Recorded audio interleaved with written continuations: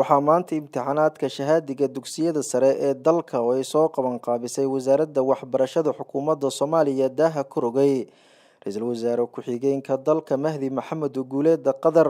imtixaanaadka shahaadiga dugsiyada sare ee dalka oo ay qaadayso wasaaradda waxbarashada xukuumadda Soomaaliya waxaa u fariistay maanta arday gaaraysay 31,500 oo arday kuwaas oo ku sugan gobolkan Banaadir iyo gobolada dalka Soomaaliya qaarkood. wasiiru dowlaha wasaaradda waxbarashada xukuumadda Soomaaliya Cabdiraxmaan Maxamuud Cabdulle Jaabir oo warbaahinta la hadlay ayaa faahfaahin ka bixiyay xarumaha imtixaanaadkan shahaadiga dugsiyada sare ee dalka ay ka dhacayaan iyo ardayda fariisanayso tiradooda inta ay gaarayso. wasaaradda waxbarashada gudoomiyaha gobolka haweenka ee gobolka Banaadir iyo taliyaha ciidanka mas'uuliyiinta kale iyo bahda saxaafadda dhammaantiin waa idin salaamayaa. Ramadaan mubaarak. Assalaamu calaykum waraxmatullaahi wabarakaatuh. runtii waxaa sharaf weyn inoo ah farxad inoo ah maanta inaynu daah furno si rasmi ahna ay u bilaabmo imtixaankii shahaadiga ahaa ee dugsiga sare oo ay ka qayb galayaan dhammaan arday gaaraysa 31,000 iyo 500 oo Soomaali ah oo wax ku bartay dugsiyada sare fasalkoodii 12aad ama form 4 maanta u galaya imtixaan.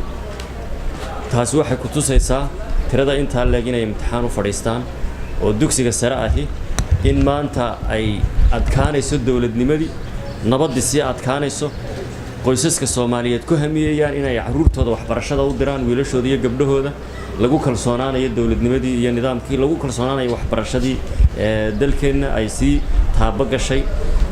imtixaanka dugsiga sare ma hawl yara waa dadaal 12 sanadood ku dhawaad ay waalidka macallimiinta iyo ardaydu soo sameynayeen guushiisii iyo tijaabadiisii ayaa maanta ka bilaabantay Jamhuuriyadda Federaalka Soomaaliya dhammaan oo si rasmi ah waxana qaaday insha Allah toddobaadka soo socdana macallimiinta wasaaradda waxbarashada iyo mas'uuliyiinta iyo kormeerayaasha kale hay'adaha amniga gobolka Banaadir iyo maamulada kaleba ay ka wada shaqeynayaan. waxaan ugu hambaleynayaa wasaaradda waxbarashada iyo tacliinta sare dadaalka weyn ee ay sameysay in maanta imtixaankii awal hore cid kale soo diyaarin jirtay ay wasaaraddu mas'uuliyiinteedii kormeerayaashii wasaaradda aqoon-yahankii ay xuleen ee lagu kalsoon yahay ay diyaariyaan imtixaan xiran oo hadda aynu warqadii ugu horeysay furnay oo aan hore loo arag buuggii jawaabta iyo imtixaankiiba uu lingaxan yahay oo loo qeybiyay ardaydu iyagoo wada arkaya lagu hor furay dhammaan dugsiyada kalena sidaas ah. waxay tusaysaa in ay dawladnimadii taaba gashay in qarankani dib lugihiisa isugu taagayo in nabadii horumar ay sameynayso intaasoo caruura 31,500 waalidiintoodii inay ku hirtaan dalkooda gudihiisa inay wax ku baraan oo waxbarashadii ay ku qaataan imtixaanadoodii dalkoodii ugu fariistaan dalkoodana aaminaan dadkooda aaminaan macallimiintooda iyo waalidiintooda aaminaan dawladooda aaminaan waa wax weyn. guul baan dhammaan bisha barakeysan ee Ramadaan inoo rajaynayaa ardayda imtixaanka u fadhiisatayna waxaynu dhammaantood u rajaynaynaa guul. waxaan leeyahay hambalyo imtixaanka shahaadiga ee dugsiga sare fasalka 12aad ama form 4 waxa uu inoogu furan yahay si rasmi ah. hambalyo. Assalaamu calaykum. ugu dambeyntii waxaa goobta ka hadlay ra'iisul wasaare ku-xigeenka dalka Mahdi Maxamed Guuleed Qadar.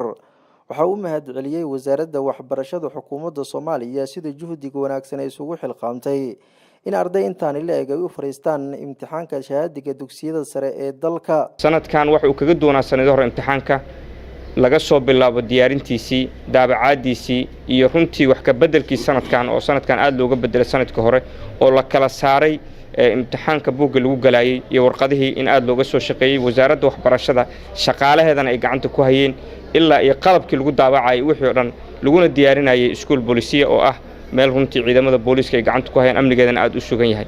waxaa kaloo muhiimad mudan meelaha imtixaanka lagu diyaarinayay dhammaan waxaa ku xirnaa kamarado aan diyaar u nahay mar walba in kormeer lagu soo sameeyo lana jeegarayo sida aan u diyaarinay.